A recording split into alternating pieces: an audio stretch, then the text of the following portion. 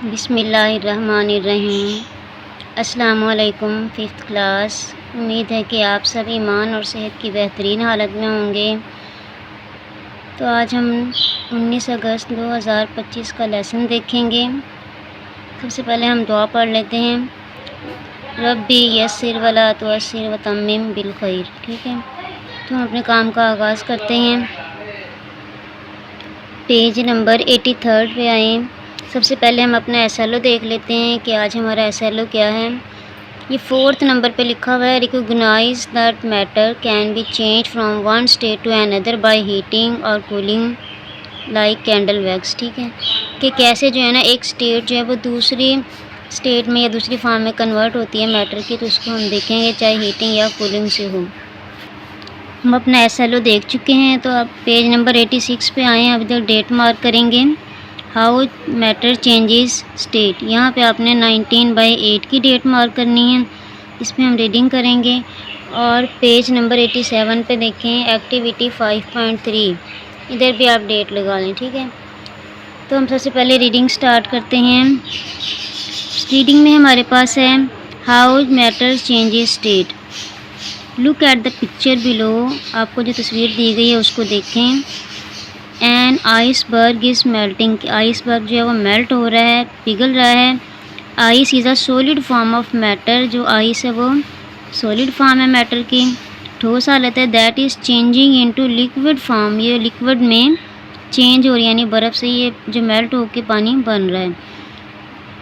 Due to the global warming, के हमारे माहौल के दर्जा हरारत के बढ़ना की वजह से सॉलिड फॉर्म जो लिक्विड में कन्वर्ट हो रही है।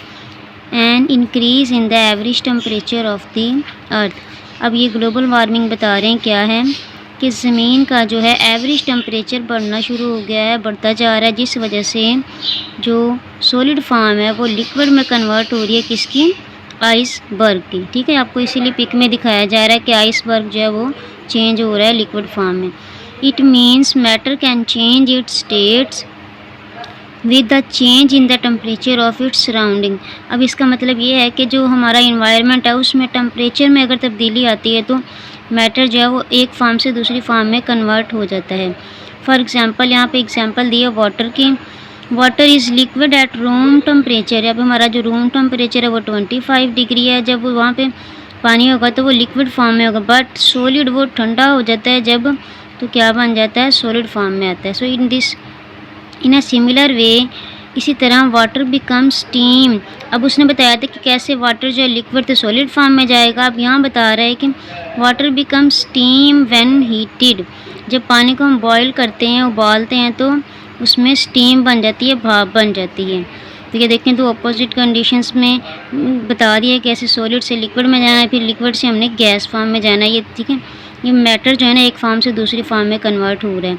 सिमिलरली अब एक और एग्जांपल है, व्हेन कैंडल इज़ हीटेड, जब एक मोमबत्ती को जलाते हैं, इट मेल्टेड, तो वो पिघलती है, बट रिमेन्स अ वैक्स, तो उसकी वैक्स जो है ना वैक्स ही रहती है जब वो मेल्ट भी हो जाए। And when it is cooled the liquid wax become solid again, जब वो ठंडी हो जाती है फिर वो लिक्विड वैक्स जो दोबारा से सॉलिड फॉर्म में बन जाती है, लेकिन वो वैक्स ही रहती है। So the process of cooling is और heating affects the arrangement of particles in matter. अब देखें, जैसे वो सॉलिड फॉर्म में थी तो उसके पार्टिकल क्लोज हो जाएंगे, जैसे ही वो मेल्ट होकर लिक्विड फॉर्म में चेंज होती है तो उसके पार्टिकल की अरेंजमेंट डिफरेंट हो जाएगी जो पहले थी उससे। तो ये जो है ना एक मैटर दूसरी फॉर्म में कन्वर्ट हो रहा है। ठीक है, हमने यहाँ तक रीडिंग कर ली है। अब जो है ना हम देखेंगे इसमें ग्रामर टास्क है, जो भी हमने रीडिंग की है। तो ग्रामर टास्क हमारे पास है एडजेक्टिव्स। एडजेक्टिव्स पता क्या होते हैं बच्चों, किसी भी नाउन प्रोनाउंस की क्वालिटीज़ करैक्टरिस्टिक्स को बताते हैं। तो यहाँ पे हमने मैटर देखा है तो वो हमारे पास नाउन है, तो इसमें अब हम देखेंगे कि उसकी एडजेक्टिव्स क्या हैं।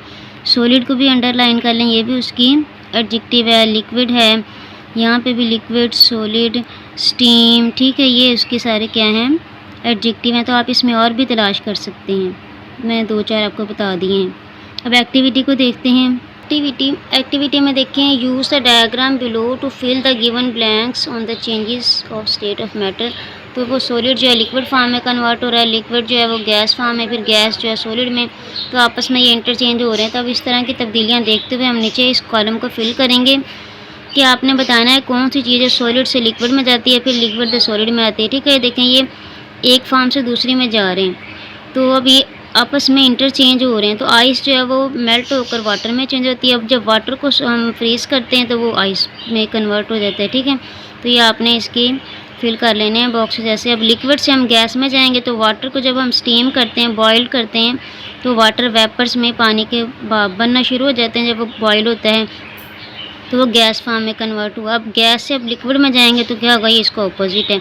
वाटर वेपर्स जो हैं वो कूल डाउन हो जाते हैं, तो वो बन जाते हैं वाटर में चेंज हो जाते हैं। ठीक है, जैसे हम खाना बना रहे हो तो बर्तन के ऊपर जब ढक देते हैं, जब उसका ढक्कन उठाएं तो वो जो वाटर वेपर्स होते हैं ना, वो लिक्विड फॉर्म में कन्वर्ट हो जाते हैं, वो उसकी गैस से लिक्विड फॉर्म बन जाती है। अब सॉलिड से गैस और गैस से सॉलिड में, अब आपकी बुक में भी एग्जांपल दी हुई है। तो ड्राई आइस जो है ना वो कार्बन डाइऑक्साइड में कन्वर्ट होती है जब वो गैस फॉर्म में आती है सॉलिड से। जब गैस से हम सॉलिड में जाएंगे तो यही इसका ऑपोजिट होगा, carbon dioxide change into dry ice. ठीक है, इस तरह फिल कर लें। अब आपका जो स्टूडेंट टास्क और होमवर्क है ना वो सेम ही क्वेश्चन है, how ice changes into liquid form. Ice जो है ना वो लिक्विड फॉर्म में कैसे कन्वर्ट हो जाती है, ये सबको ही पता है कि ice changes into liquid through the process of melting. ठीक है, तो ये मेल्टिंग के अमल से आइस जो है चेंज होती है लिक्विड में। This occurs when temperature of the ice increased above melting point. जब आइस का मेल्टिंग पॉइंट से टेम्परेचर ज़्यादा हो जाए तो वह मेल्ट होकर लिक्विड फॉर्म में कन्वर्ट हो जाती है। ये पेज नंबर 99 पे हमारा ई पार्ट से क्वेश्चन नंबर 1 है, burning of candle is both physical and chemical change. इसका आंसर देखिए मैंने लिखा हुआ है, आप भी इसको देखें, हम पढ़ते हैं। Burning of a candle is both physical and chemical change. कैसे फिजिकल और केमिकल चेंज है देखते हैं। तो आप सब ने इसको नोट करना है अपनी नोटबुक्स पे, बुक पे भी लिख लें। Because during a candle burning a wax melt, पहले वैक्स मेल्ट करती है जब हम इसको जला लेते हैं। After some time it cool, फिर वो ठंडी हो जाती है। So a wax changing from a solid to liquid form, this is a physical and reversible change. देखें बार बार मेल्ट होगी वैक्स और फिर उसके बाद फिर वो सॉलिड बन जाएगी, ठंडे होने के बाद फिर वो लिक्विड, फिर सॉलिड, ऐसे चेंज होती रहेगी। ये तो ये एक फिजिकल चेंज है जिसमें वो अपनी असली हालत में वापस आ जाती है, लेकिन वो रहती ही क्या है, वैक्स की वैक्स ही रहती है। सो अब हम देखते हैं केमिकल चेंज क्या है। During a candle burning it's thread under goes chemical changes. अब इसका जो धागा है उसमें केमिकल तब्दीलियाँ आती हैं। क्या है, in the presence of oxygen, जबकि जब इसको हम जलाते हैं तो वो ऑक्सीजन की मौजूदगी में इसमें आग जलती है। इट बर्न्स, ये जलती है, produce carbon dioxide heat and light, तो उससे हीट भी मिलती है हमें और लाइट भी बनती है। So it is a chemical and irreversible change. अब वो दोबारा धागा जो है ना वापस अपनी हालत में नहीं आ सकता, जिस तरह वो वैक्स चेंज हुई थी सॉलिड से लिक्विड में, तो ये केमिकल चेंज है। ठीक है बच्चों, देखें कैसे ये कैंडल जो है ना उसमें बर्निंग के दौरान जो है ना फिज़िकल और केमिकल चेंज हम ऑब्ज़र्व करते हैं, इसमें देखते हैं साथ साथ। तो ये देखें आप, इसमें कैंडल बर्निंग के दौरान यहाँ पे देखें ये थोड़ी थोड़ी जो वैक्स है ना इसकी मेल्ट होना शुरू हो गई है। तो ये वैक्स जब मेल्ट होती है तो फिर जब साइड पे देखें यहाँ पे गिरना शुरू हो गए हैं इसके ड्रॉप्स। ठीक है, तो ये मेल्ट होकर सॉलिड फॉर्म से लिक्विड फॉर्म में चली गई है। अब जो इसका ये थ्रेड है उसमें देखें केमिकल चेंज आ रहा है कि उससे हीट बन रही है और लाइट मिल रही है हमें। और उसके बाद देखें अब इसमें इसकी शेप में कितनी तब्दीली आ गई है, वो मेल्ट जो होके नीचे गिरना शुरू हो गई है वैक्स। तो आपने ये सब करके देखना है इसमें। ठीक है, बहुत अच्छा और लगेगा आपको जब इसको आप करके देखेंगे, कैंडल को जलाएं और इसको ऑब्ज़र्व करें कि इसमें फ़िज़िकल चेंज और केमिकल चेंज आपको मिलेगा।